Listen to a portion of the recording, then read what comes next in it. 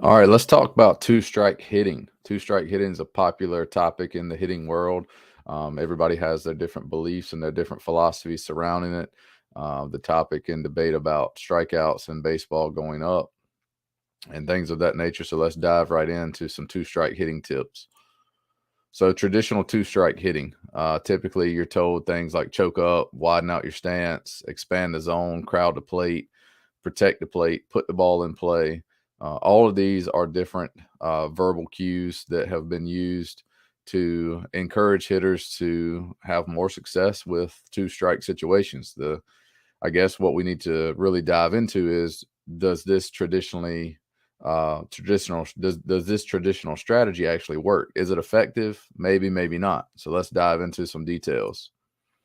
If you look at historical data, if we look at the American League plate appearances from 2015 to 2017, so by looking at American League, we're taking out the fact that we don't have to worry about pitcher statistics because they're using the DH in the American League.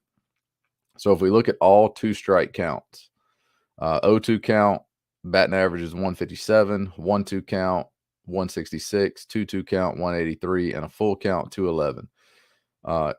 In every other count except for a two-strike situation, hitters are hitting over 300. So if we look at college data, batting average by count for all NCAA baseball in the year 2019, every single batting average count is over 300 except for two-strike situations. Hitters hit a combined 186 with two strikes in college baseball in 2019. The highest batting average in two strikes was a 3-2 count at about 215. So when you're looking at MLB data, the highest batting average in the two-strike count was 3-2 count at 211.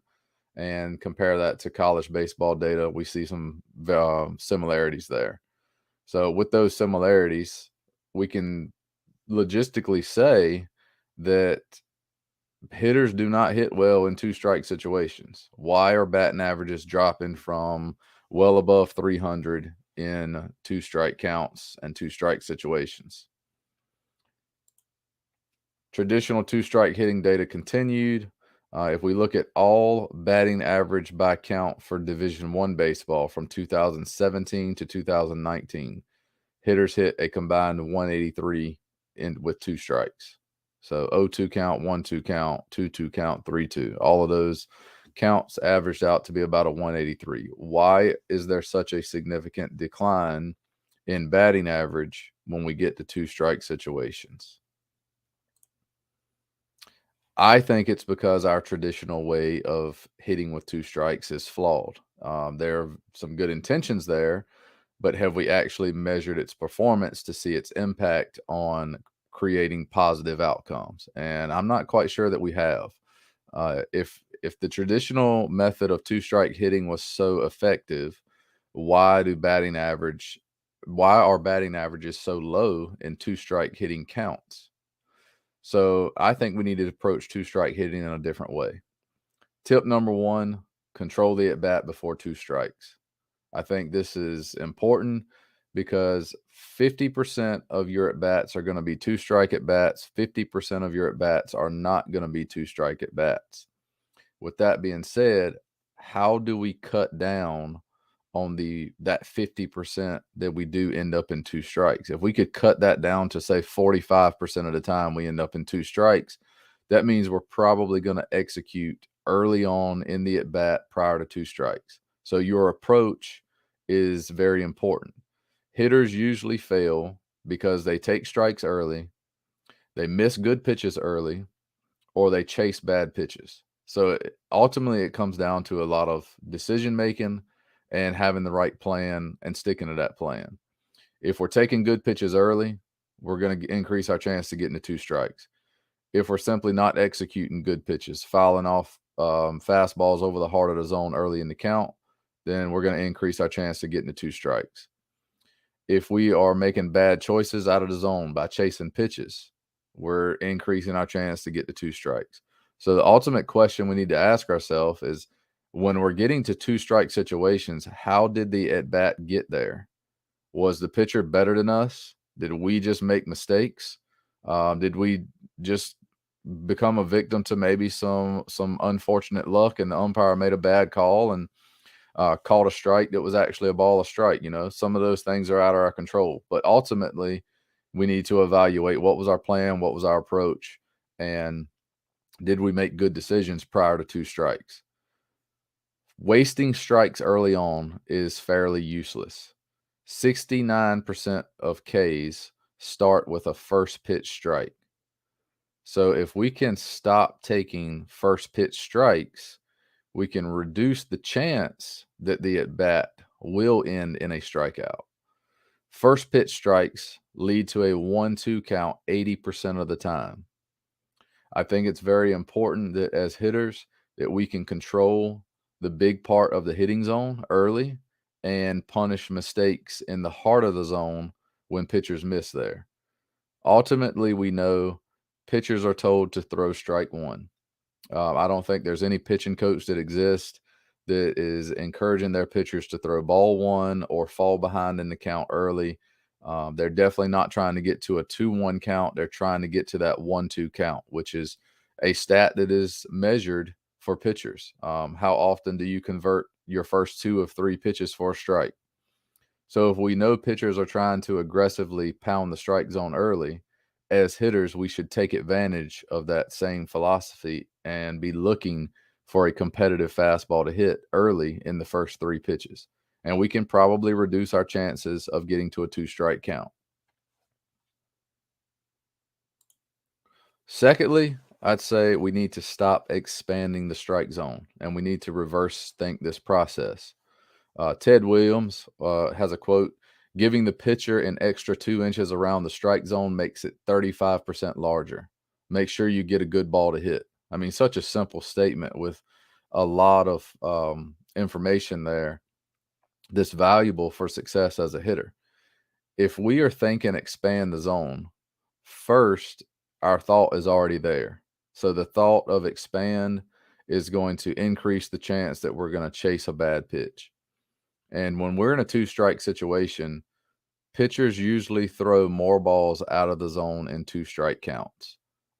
It is what it is. It's a known fact. 0-2 counts, 1-2 counts. Pitchers are not trying to throw something over the heart of the plate. They're trying to throw their best out pitch, which is usually something that is out of the strike zone that is intended to make the pitcher chase and swing and miss.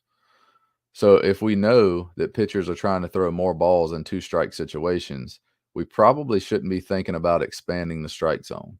We need to reverse engineer that process and think about hunting inside the strike zone. Babe Ruth was quoted. It said, "The best hitters lay off the almost strikes." And that's a tough task to do as a hitter because in a two-strike situation, you know, the shadow pitches, which are those balls that are 50% chance it's going to be called a ball, it's a 50% chance that it's going to be called a strike by the umpire. Those are the tough pitches to lay off of.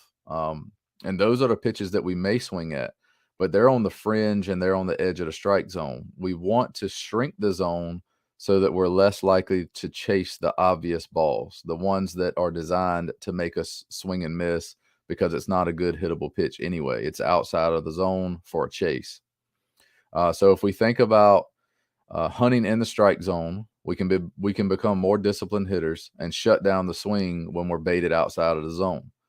If the pitcher only has one more strike to get, why would we make that job easier by going back to the Ted Williams quote and making the zone 35% larger? We shouldn't make the strike zone bigger for a pitcher who's already pretty good at commanding the zone anyway. Now we're just making it easier for them to throw anywhere and try to get us out versus actually throw inside the zone and go through us. And lastly, on tip number 2, why we should stop expanding. I kind of mentioned it earlier. If we're already thinking expand, it's going to be way harder to stop our swing on a bad pitch because everything happens twice. The first time it happens in your brain, the second time it happens in reality. So if we're mentally already thinking expand the zone, it's going to be very hard to stop our actions from chasing pitches that are well outside of the zone. Tip number 3, stop changing everything. Trust yourself, trust your training. Don't train a good swing and then abandon it. The old cues, widen up, choke up, change your grip, just put the ball in play. Those thoughts may be, they may look good on the outside, but if you change everything, like what swing are you using? What body movement are you using that you've been training and that you're really good with when you're swinging at good pitches? If altering the way we're going to hit improves our chances of hitting the ball hard with only one strike remaining, then why wouldn't we just hit like that the whole time? Now, I'm not saying that you might not make a minor adjustment. You may have a smaller move, maybe a smaller load. However, fundamentally altering everything you do with two strikes is not the best strategy. Tip number 4, control what you can control. We can control our thoughts as a hitter. We can control decisions we make. We can control our approach. Those are all things that we don't have to worry about outside things influencing what we're doing. We need to avoid negative thinking, such as the don't strike out mentality. Strikeouts are obviously not the goal, but it's inevitable that it's part of the game. Coaches need to encourage their players to be relaxed and confident with two strikes and not fear striking out, because then we go up there and sometimes we expect our players to hit everything and at the same time chase nothing. And that's an impossible situation to be in. I see it all the time where a hitter gets called out looking on strike 3 on a ball that was well off the plate. It's an obvious ball, and the umpire, for whatever reason or another, called strike 3, and the coach is telling the hitter, why didn't you, quote, protect the plate? And then in the same scenario, a couple innings later, it's that same pitch that's 5 to 6 inches off the plate, and the batter loses posture, reaches across the zone, and swings and misses. And now it's, why are you swinging at bad pitches? So we can't have it both ways as coaches. We can't have it both ways as players. We have to choose which approach we're going to live with, and we have to choose which approach we're going to, not. We just got to have it one way. We got to live and die with whatever it is we're going to choose to do. If you're going to be an expand the zone person, then you're going to have to live with swinging and missing outside of the zone and still striking out. If you're going to be a shrink the zone person, then you got to live with the fact that sometimes you're going to take a ball well off the plate, and sometimes it's going to be called for strike 3. But at the end of the day, what do you see? You see a strikeout, or do you see a quality take or a quality stop when we decide not to swing at the ball that's off the plate, the ball that's out of the zone? How do we control that? Tip number 1, control the at bat before you get to 2 strikes. That's the best way to eliminate being in that position where you have to make a choice. Am I going to expand the zone and make it 35% larger and try to play defense, which I think is the biggest mistake we can make? We're on offense. We need to act like it. Too many times we stand in the box and we forget that we are on offense, and we're so reactive to the pitcher that we get defensive. And I think a lot of times in 2 strike situation, we're playing defense as a hitter and we're giving pitchers way too much credit. I wouldn't suggest making the zone 35% larger. I would stick with your plan, stick with your approach, shrink the zone, know the story of your at bat. Are you taking good pitches early? Are you missing good pitches? Are you swinging at junk? Are you just a victim of some bad luck? But overall, we need to eliminate the fear of the strikeout. Once again, the goal is not to strike out, obviously, but it is a part of the game. We are going to be in 2 strike situations 50% of the time. So we need to have as much confidence in those situations as we can. And I think one way we have confidence is knowing and understanding that balls are balls, strikes are strikes. Don't swing at balls and swing at the strikes. Shrink the zone, give yourself the best chance, focus on what you can control. Tip number 5 is being external versus being internal. External hitting goals are like picking out areas in the field that you are targeting. So you're not thinking so much internally about what pitch is the pitcher going to throw. We're not guessing fastball. We're not guessing off speed. And because if we're guessing fastball, if we're guessing off speed, we're going to be stuck in the middle of this time warp. For example, if I'm guessing fast and I get slow, I'm going to be early. If I'm guessing slow and I get fast, I'm going to be late. But if I change that from an internal thought to an external thought, and as a right-handed hitter, what I mean by that is, can you hit the middle of the field hard? As a right-handed hitter, maybe you're trying to time the fastball for the oppo gap.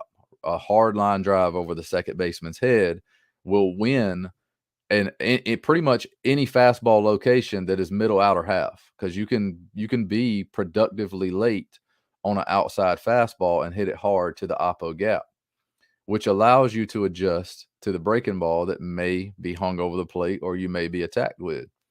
But I can't try to hit everything and try to be on time for everything. I can't be on time for 95 and be on time for 75 as well. So if we're thinking externally, same thing as a left-handed hitter. You know, can you hit the ball hard through the middle of the field, through the biggest part of the field in a two-strike situation? Most of the time, when pitchers are ahead, they attack the outer third with the fastball. They attack off the plate with the fastball. Sometimes they go inside, yes, but most of the time they are going to attack the outer third of the plate with the fastball, try to get you to chase off the plate, or try to get a called strike three off the plate. So if I can use that information to my advantage, I know I can be effectively late on a fastball outer third and drive that ball oppo gap. So you can think about it as having split timing or any other term or buzzword that you want to use. But if I can effectively hit the fastball oppo gap, I know I can adjust if I get the breaking ball, because I've still got time to hit that, versus being very pull happy or guessing and then I fly out, and if I get the breaking ball, my swing's gone and I don't have a chance to adjust at all. So I think it's really important to have that external mindset of, in a two-strike situation, let me look inside the strike zone for something I can hit hard back through the big part of the field, and I can effectively hit the fastball there, and I can adjust to the breaking ball. Inside the data of some swing decisions, because I think it's really important we look at real world data to back up our plans and not just guess and assume things work or don't work. In all two-strike situations, hitters swing over 50% of the time. So we're looking at swing decisions here. Why do we swing so much in two-strike situations? And pitchers throw more balls in two-strike situations. I think it goes back to our flawed traditional mindset of hitting with two strikes that clearly does not work very well, because we've already looked at batting average data and it's very low. The 2-1 count is the only other count with a swing rate of 50% or more. 0-0 counts versus 0-2 counts. In an 0-0 count, we swing about 28% of the time. This is all data that was collected during Division I baseball from 2017 to 2019. In an 0-0 count, we're swinging almost 29% of the time, but we know pitchers are trying to throw strike one. They're probably throwing strike one with a fastball. In an 0-2 count, hitters are swinging 53% of the time, and we know that pitchers are not throwing over the heart of the zone 0-2. Honestly, they're throwing more balls 0-2. We've already looked at the data. So 0-2 versus 0-0. Why would we be swinging so much more in an 0-2 count? We're not getting better pitches to hit. Pitchers throw first pitch strikes about 58% of the time, 70% of the time, or there is a 70% chance that the first pitch is going to be a fastball, and there is a 90% chance that you're going to get a fastball within the first three pitches. So using the swing decision data, I think it's very important that as hitters, we can swing less often in two strike counts. And this goes back to that shrink the zone versus expand the zone mentality. Take when you need to take, swing when you need to swing. And we need to swing more often early in the count when we're getting better pitches to hit.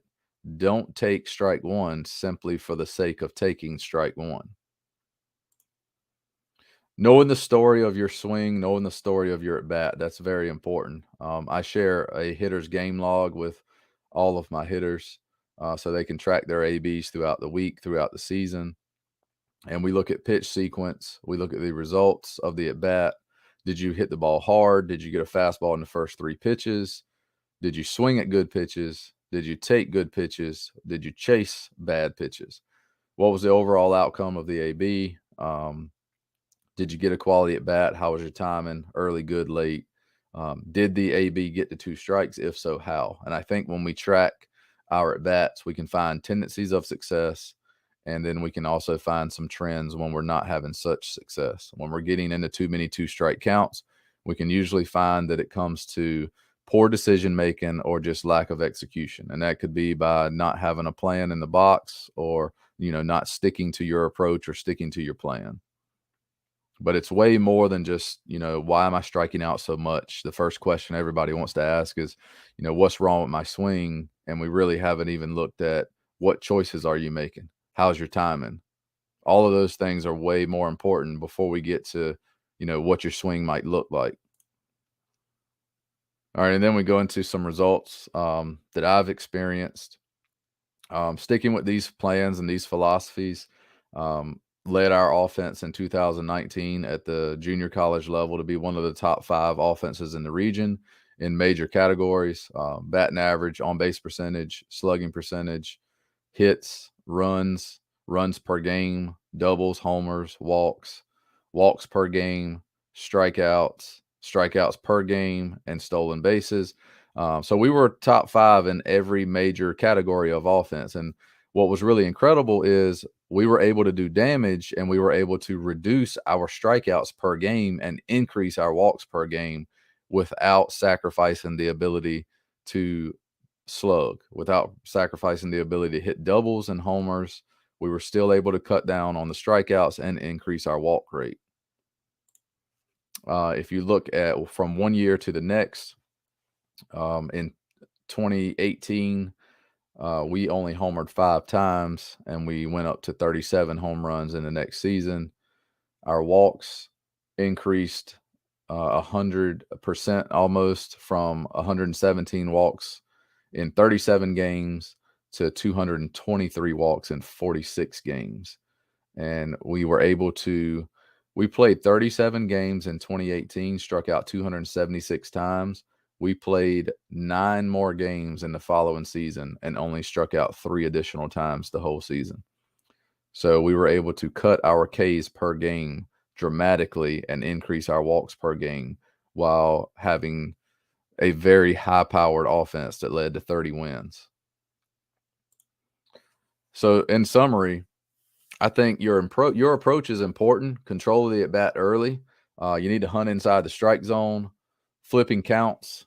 Treat 0-2s like it's 2-0s. That kind of gives you a better mindset to lay off those almost strikes and hit something hard back through the middle of the field. Knowing the story of your at bat. How are we getting to 2 strikes when we get there?